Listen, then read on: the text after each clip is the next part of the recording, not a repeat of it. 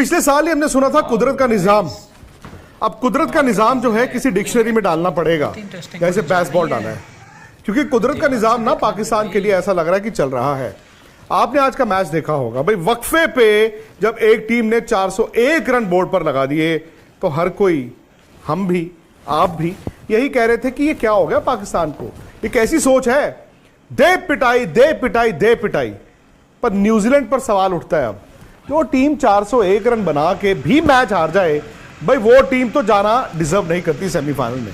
हाँ, पाकिस्तान की दिक्कत यह है कि उन्होंने लेट स्टार्ट किया है, वो बड़े मैच हारते रहे, सिर्फ बांग्लादेश, नेदरलैंड्स और श्रीलंका को हराया, तो वो भी डिजर्व नहीं करती।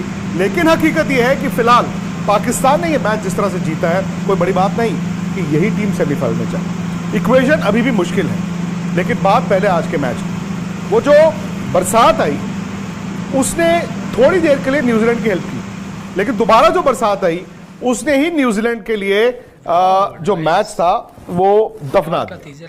भाई आप 402 चेज कर रहे थे, अब्दुल्ला शफीक आउट हो गए थे, लेकिन फखर जमान ने जिस तरह बैटिंग करनी शुरू की, और फखर जमान की बैटिंग आपको 90s की बैटिंग की तरह दिखी होगी, जैसे सईद अनवर खेलते थे। मुझे तो फखर जमान को खेलते देख ऐसा लग रहा था कि सईद अनवर ही बैटिंग कर रहे हैं, सईद अनवर ही बैटिंग कर रहे हैं।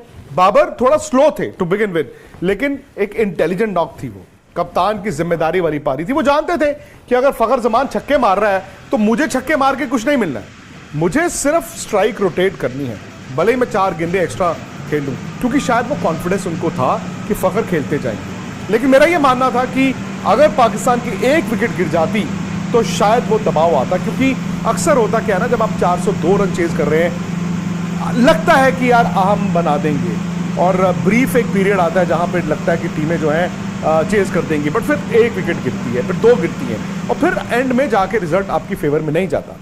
इसीलिए जो बरसात हुई, जो पहले 1 घंटे की बरसात हुई, फिर टारगेट रिवाइज हुआ, 41 ओवर में 342 बनाने हैं, वहां पर पाकिस्तान का नुकसान था। ओवर 9 निकल गए, लेकिन एक हाई स्कोरिंग गेम में रन सिर्फ 60 कम हुए, लेकिन उनको फायदा हुआ वो जो 1 घंटे का ब्रेक हुआ, क्योंकि न्यूजीलैंड को उससे कोई फायदा नहीं हुआ, और फखर जमान और बाबर को सिर्फ आके दोबारा से 8-10 गेंदों में अपने आप को अप्लाई करना था। बट वो एक बात समझ गए थे कि ये मैच 41 ओवर नहीं जाएगा। यहीं पर न्यूजीलैंड ने चूक की, क्योंकि पाकिस्तान जानता था कि भी बरसात दोबारा आएगी, हमें सिर्फ डकवर्थ लुइस में आगे रहना है और इतना मार्जिन लेके चलना है कि हम 41 ओवर नहीं सोच रहे, हम 41 ओवर में 342 नहीं सोच रहे, हमें सिर्फ डकवर्थ लुइस में 10, 15, 20 रन का जो इजाफा है वो करते रहना है। यहां पर न्यूजीलैंड के कप्तान केन विलियमसन ने मूर्खता की, सबसे बड़ी बेवकूफ़ी की। वो जानते हैं बरसात ऐसा नहीं है कि अचानक से गिरती है, और कवर्स भी ऐसे नहीं है कि अचानक से प्रकट हो जाते हैं। आमतौर पर आप भी टीवी पे मैच देखते हैं, वो बूंदें गिरनी शुरू होती हैं, वो हल्की हल्की हल्की हल्की बूंदें गिरनी शुरू होती हैं, फिर कवर्स आते हैं and then they go off. और मैं जब मैच देख भी रहा था तो वो लग रहा था कि बस यार ये 5-7 ओवर की गेम है। वहां पर उन्होंने क्या किया, ईश सोडी को शेरों के सामने डाल दिया। अब ईश सोडी लेग स्पिनर हैं और उनके सामने फखर जमान। उस ओवर में आए 20 रन, 20 रन आए उस ओवर में, और पाकिस्तान जब बाहर निकला उसके बाद तो बरसात इतनी हुई कि मैच होना ही नहीं था, 21 रनों से जीता है। सो बात वहीं आ जाती है कि न्यूजीलैंड ने भी तो पाकिस्तान के हाथों में खेला। पाकिस्तान ने द मोमेंट न्यूजीलैंड पे दबाव बनाया, न्यूजीलैंड जो है वो क्रैक कर गया। अब न्यूजीलैंड टीम का भी देखा जाए तो भाई अभी भी लगता है कि वो सेमीफाइनल में जा सकते हैं, क्योंकि नेट रन रेट पर अगर आप नजर डालें और पॉइंट्स टैली पर नजर डालें तो भाई टेक्निकली अभी भी 3 टीमें हैं, न्यूजीलैंड, पाकिस्तान, अफगानिस्तान, ये तीनों टीमें हैं।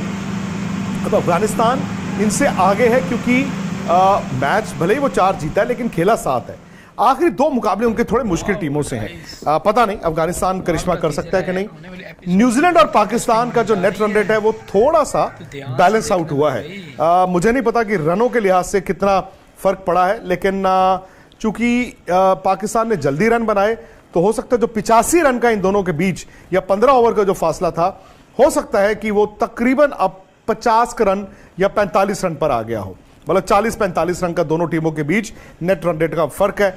अब दिक्कत यह है कि न्यूजीलैंड ने 9 तारीख को मैच अपना आखिरी खेलना है श्रीलंका के खिलाफ। अब उस मैच में भी बैंगलोर में बरसात फोरकास्ट है, और फिर पाकिस्तान ने खेलना है इंग्लैंड के साथ 11 तारीख को अपना आखिरी मुकाबला। अब फर्ज कीजिए न्यूजीलैंड और श्रीलंका के मैच में बरसात हो जाती है, वहां पर पॉइंट्स शेयर हो जाते हैं। 1 पॉइंट न्यूजीलैंड को, 1 पॉइंट श्रीलंका को, फिर पाकिस्तान को सिंपल इंग्लैंड को हराना है और वो सेमीफाइनल में आ जाए। लेकिन अगर न्यूजीलैंड ने श्रीलंका को अपने आखिरी मुकाबले में हरा दिया, ऑब्वियसली वो 1 रन हो या 10 रन हो या 60 रन हो, उतने से जीतेंगे।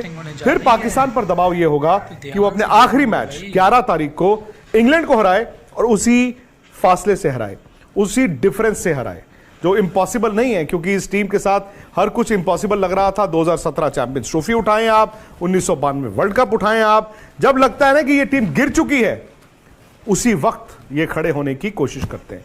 तो भाई पाकिस्तान ने क्रिकेट अच्छी खेली, खासतौर से फखर जमान ने, और शायद इस तरह की 2 इनिंगें जो उन्होंने खेली हैं वो टीम में वो जोश भी भरती है, वो ऊर्जा भी आ गई है। बॉलिंग उनकी अभी भी जो है वो मतलब बहुत माठी है, बहुत कमज़ोर है। आज जो पिटाइयाँ हुई हैं, भले वो हारिस राउफ की हो, शाहीन अफरीदी की हो, किसी की भी हो, लेकिन फखर जमान ने आके उनकी बैटिंग को वो 4 चांद लगा दिए हैं। कभी कभी क्या होता है ना, जब आप मैच जीतते हैं बड़ा, तो बॉलिंग भी सुधर जाती है। तो ये एक तरह से अभी भी मुझे लगता है कि वो कुदरत का निजाम